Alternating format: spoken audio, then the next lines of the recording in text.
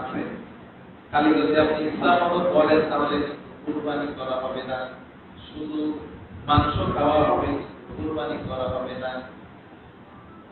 আল্লাহ রাব্বুল আলামিন কুরবানি সম্পর্কে এক নম্বরে বলেছেন, কুরবানি করতে হলে সহি নিয়ত থাকা লাগবে। এক নম্বরে আপনাকে কালের নিয়ত থাকা লাগবে। আগামীকাল থেকে কুরবানি, যদি আলোচনা একটু লম্বা হয় সমস্যা আছে। কথা আছে, খুব গুরুত্বপূর্ণ একটা কথা আছে, আমি আলোচনা একটু লম্বা করি। বুঝা যাচ্ছে প্রতিদিন তো আর কুরবানি কবুলের কয়েকটা শর্ত আছে, তার মধ্যে এক নাম্বার হচ্ছে সহি নিয়ত করা লাগবে। বিশ্বনবী সাল্লাল্লাহু আলাইহি ওয়াসাল্লাম বলেন, ইন্নামাল আ'মালু বিন্নিয়াত। বিশ্বনবী সাল্লাল্লাহু আলাইহি ওয়াসাল্লাম বলেন, প্রত্যেকটা কাজ নিয়তের উপর নির্ভর করে। প্রত্যেকটা কাজ আপনার নিয়তের উপরে নির্ভর করে। আপনার নিয়ত যদি খাঁটি না হয় তাহলে ওই কাজ থেকে যথাযথ ফল পাওয়া সম্ভব না।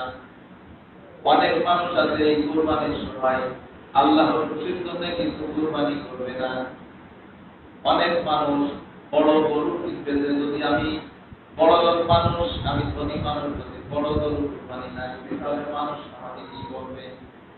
বেশিরভাগ মানুষ কিন্তু এখন নিজের এই আত্মমর্যাদার জন্য কুরবানি করে।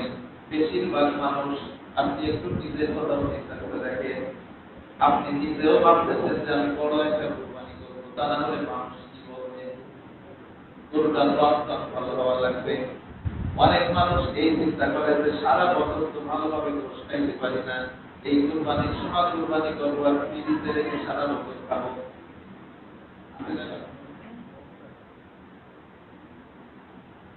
এই সমস্ত নিয়াতে আপনি যদি কুরবানি করেন তাহলে আপনার কুরবানি করা হবে না, গোশত খাওয়া হবে কিন্তু কুরবানি করা হবে না। কিন্তু আপনার নিয়াত যদি খালেস হয়, আল্লাহর খুশির জন্য যদি আপনি কুরবানি করেন তাহলে ওইটা আল্লাহর দরবারে কবুল হবে, আপনি খেতেও পারবেন, মানও পাবেন। দেখেন, আমি বোঝানোর জন্য বলি, দুইজন ব্যক্তি ঘর বানিয়েছে, দুইজন ব্যক্তি দুইটা ঘর তৈরি করেছে। একজনকে জিজ্ঞাসা করা হলো, ভাই তুমি যে ঘর তৈরি করেছো দক্ষিণ দিকে জানালা দিয়েছো, এই জানালা দক্ষিণ দিকে যাওয়ার কারণটা কি? ওই ব্যক্তি বলল যে ভাই দক্ষিণ দিক দিয়ে গরমের সময় দক্ষিণা বাতাস আসে, আমার ঘুমটা যাতে সুন্দর হয় এই জন্য আমি দক্ষিণ দিকে দরজা দিয়েছি, জানালা দিয়েছি। আর একজনকে জিজ্ঞাসা করা হলো, ভাই তুমি তো ঘর বানিয়েছো দক্ষিণ দিকে জানালা দিয়েছো, দরজা দিয়েছো, এইটার কারণ কি? সে বলল যে আমার মসজিদ হচ্ছে এই দিকে, ফজরের আযান, আসরের আযান, যোহরের আযান, প্রত্যেকটা আযান আমি এই জানালা দিয়ে শুনবো। এই জন্য বলেন তো একটু বুদ্ধি খাটিয়ে, যদি আযান শোনার জন্য দরজা খোলা রাখে বাতাস আসবে কিনা? আসবে। কিন্তু যে ব্যক্তি শুধু বাতাসের জন্য দরজাটা খোলা রেখেছে তার আযান শোনার সম্ভাবনা নেই। এই জন্য যে ব্যক্তি আযান শোনার জন্য দরজাটা খুলবে তার বাতাস নিয়ে আসবে।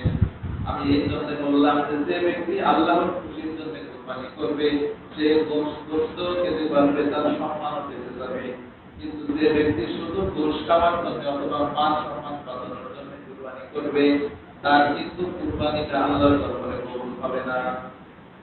আল্লাহ রাব্বুল আলামিন বলেন, লা ইয়ানালাল্লাহু লুহুমুহা ওয়ালা দিমাউহা।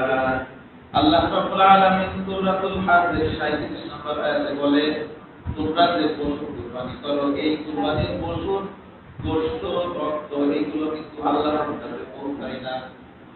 তোমরা যে কুরবানি করো এই কুরবানির পশুর রক্ত, গোশত আল্লাহর কাছে পৌঁছায় না। আল্লাহ তোমাদের এই রক্ত, গোশত এগুলো নেয় না। ওয়ালাকিন ইয়ানালুহুত তাকওয়া মিনকুম, কিন্তু তোমাদের যে তাকওয়া, তোমাদের যে খালিস নিয়তটা, এইটা আল্লাহ রাব্বুল আলামিনের কাছে পৌঁছায়। আল্লাহ রাব্বুল আলামিন সুন্দর করে বলে দিলেন যে তোমরা যে পশু জবাই করো এই পশুর রক্ত, গোশত, চামড়া এর কোনোটা আল্লাহর কাছে পৌঁছায় না, কিন্তু তোমাদের খালিস নিয়তটা আল্লাহর কাছে পৌঁছায়। তাহলে আল্লাহ রাব্বুল আলামিন এক নম্বরে আমাদেরকে বোঝাতে চাইলেন, বান্দারা তোমরা যে কুরবানি করবে এই কুরবানিটা যেন তোমাদের শুধু গোশত খাওয়ার জন্য না হয়, শুধু মান সম্মান বাঁচানোর জন্য না হয়, এই কুরবানিটা শুধু আমার খুশির জন্য করো।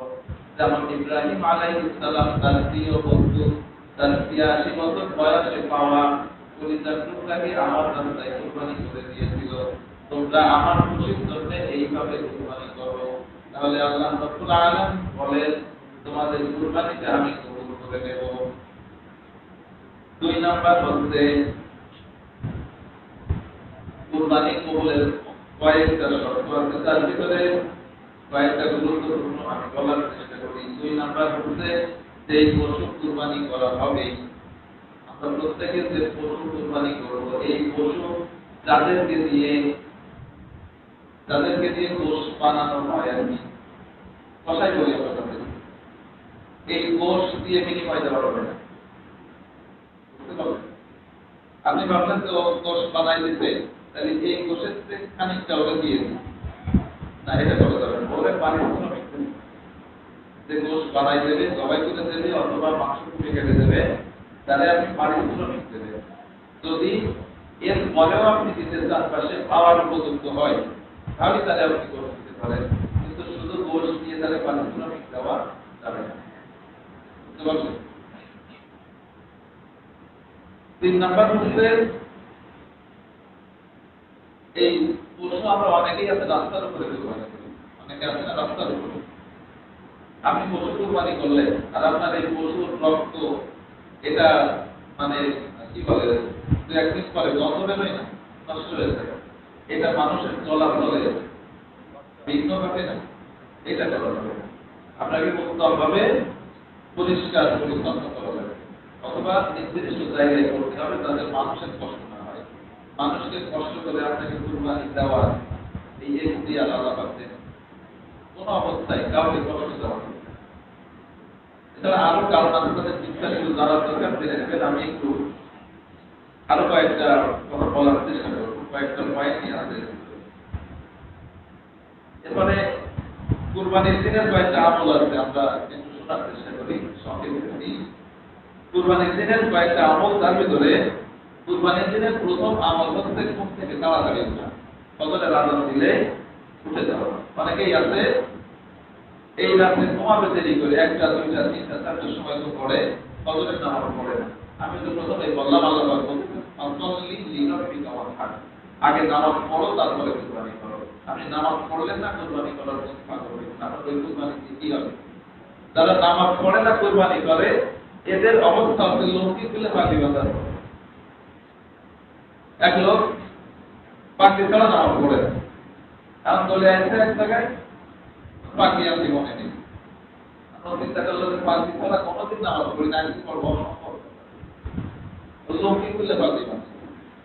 লঙ্কি পড়া, লঙ্কি বাঁধা কি ফরজ, সতর্ক থাকা ফরজ, আর পাখি কি সুন্নাত। পাখি যদি নাও যায় নামাজ হবে না। যারা নামাজ না পড়ে কুরবানি দেয় তাদের অবস্থা হবে লঙ্কি খুলে পাখি বাঁধা। নামাজ প্রত্যেকের উপরে ফরজ, কুরবানি যদি পরিবারের থেকে একজনই আদায় হয়ে যায়, কিন্তু নামাজ কি আমার বাপ পড়লে আমার হয়ে যাবে? আমি পড়লে আমার ভাই পড়া লাগবে না, আপনি পড়লে আপনার ছেলে পড়া লাগবে না। নামাজ তার, কিন্তু কুরবানি পরিবারের থেকে একজন দিলেও হয়ে যায়। যদি আপনি নাও দেন, আপনার ঈমান চলে যাচ্ছে এই কথা কেউ বলবে না, কিন্তু নামাজ যদি না পড়ে ঈমান থাকবে না। আমি নামাজ সম্পর্কে কত কঠোর কথা বলেছি, এর পরে আপনারা নামাজ পড়েন, আসলে দুঃখ লাগে। দোষটাকে আপনাকে না হওয়া, এটা বুঝতে হবে। নামাজ ছাড়বেন না, খবরদার। নামাজ ছেড়ে দেওয়াটা জাহান্নামে যাওয়ার ১ নাম্বার কারণ। তাহলে ঈদের দিনের প্রথম আমল হচ্ছে সকালে উঠে সুন্দর করে ফ্রেশ হয়ে আগে ফজরের নামাজটা আদায় করা। মনে থাকবে তো? আগামীকালকে কুরবানি না, দেখা যাবে যে ফজরের নামাজে কয়জন আসে? সবাই আসা যাবে না? আচ্ছা, ও কুরবানি কবুলের আলাদা শর্ত ভুলে গেছে। বেনামাজিদেরকে নামাজি যারা তারা ভাগে নেবে। ভাগের ক্ষেত্রে ভাগে কুরবানি করা যায়, 7 ভাগেও করা যাবে, কিন্তু যার টাকা হারাম, একজনের কারণে সবার কুরবানি নষ্ট হয়ে যাবে। যে বেনামাজি, ও নামাজি পড়ে না, কুরবানি লাগবে কি? এজন্য নামাজি যারা বেনামাজিদেরকে ভাগে নিয়ে যাবে। যদি সে ফিরে আসে যে না আমি নামাজ পড়বো, তাহলে নেন, কিন্তু নামাজও পড়বে না, ওরে ভাগে নিয়ে যাবে।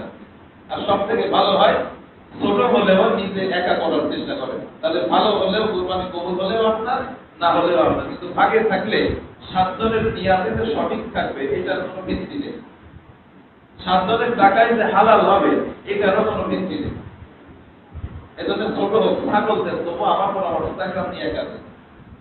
যাই হোক, ঈদের দিনের প্রথম আমল হচ্ছে তাড়াতাড়ি ঘুম থেকে ওঠা, ফ্রেশ হওয়া, ফজরের নামাজটা আদায় করা। 2 নাম্বার হচ্ছে ঈদগাহে যাওয়া। নামাজটা ঈদগাহে যাওয়ার বিধান আছে। বহু মানুষ এক জায়গায় থাকলে আল্লাহ পাক কারো ছিলাই তাকে মাফ করবে, এটা বলা যায় যে আমার কষ্ট লাগে এই জায়গায়, আমাদের মাঠে আবার নতুন ভাবে নামাজ পড়া লাগতেছে। ঈদগাহে কিছু না কয়জন মানুষ মিলে ওই জায়গায় আবার নতুন নামাজ, কারণ তাদের সেটা ইচ্ছা হচ্ছে করুকে, আপনার ইচ্ছা আপনি ঈদগাহে চলে যাবেন, ঈদগাহে যাওয়াটা সুন্নাত হয়ে যায়। এরপরে ঈদগাহে যাবেন, তার আগে গোসল করে যাবেন, সুন্দর করে গোসল করাটা, ভালো আদর ব্যবহার করা, সুন্দর আদর ব্যবহার করা, অ্যালকোহল ছাড়া যে আদরগুলো আছে এগুলো ব্যবহার করবে। সুন্দর পোশাক পরা, সুন্দর পোশাক পরা, এটা নতুন পোশাক পরতে হবে এমন ব্যাপার না। পোশাকটা যেন উত্তম হয়, ভালো পোশাক হয়, পরিষ্কার পরিচ্ছন্ন হয়, নতুন পরা লাগবে এমনটা না। এরপর হচ্ছে ঈদগাহে যাওয়ার সময় মৃদু কণ্ঠে তাকবীর বলা। তাকবীর পড়েন না, বলেন আল্লাহু আকবার, আল্লাহু আকবার, লা ইলাহা ইল্লাল্লাহ, আল্লাহু আকবার, আল্লাহু আকবার, ওয়া লিল্লাহিল হামদ। এটা মৃদু কণ্ঠে পড়তে পড়তে যাওয়া। এরপরে ঈদের দিন, বিশেষ করে এই ঈদুল আযহা অর্থাৎ কুরবানির ঈদের আরেকটা সুন্নাত হচ্ছে নামাজ পড়ে এসে খাওয়া। নামাজ পড়ে এসে খাওয়া। আর ঈদুল ফিতরের সুন্নাত হচ্ছে কিছু খেয়ে নামাজ পড়তে যাওয়া, আমি বলেছিলাম। তাহলে কুরবানির ঈদের সুন্নাত হচ্ছে আপনি নামাজ পড়ে এসে তারপরে খাবেন। যে গোশত বানাইছেন ওই যে দিয়েই খাতে হবে এমন না, নামাজ পড়ে এসে খাবেন। এরপর হচ্ছে দান সৎকার করা আর খুশি থাকা, নিজেও খুশি থাকতে হবে, আশেপাশে যারা আছে তাদেরকেও খুশি রাখতে হবে। যাকে আমি আলোচনা লম্বা করব না, চেষ্টা হয়ে গেছে। কোরবানি সম্পর্কে যদি কারোর কিছু জানার থাকে, প্রশ্ন থাকে, তাহলে এমন করতে পারেন, অথবা যার জানার থাকে পরবর্তীতে বিস্তারিত জেনে নেবেন। আপনার বাকিদের সময় হবে, আমি আলোচনা লম্বা করবো না, কারণ কথা আছে। কোরবানির প্রশ্ন আছে কারোর কোনো বিষয়ে জানার আছে, কিন্তু আমি শেষ করলাম যে কথাগুলো বললাম।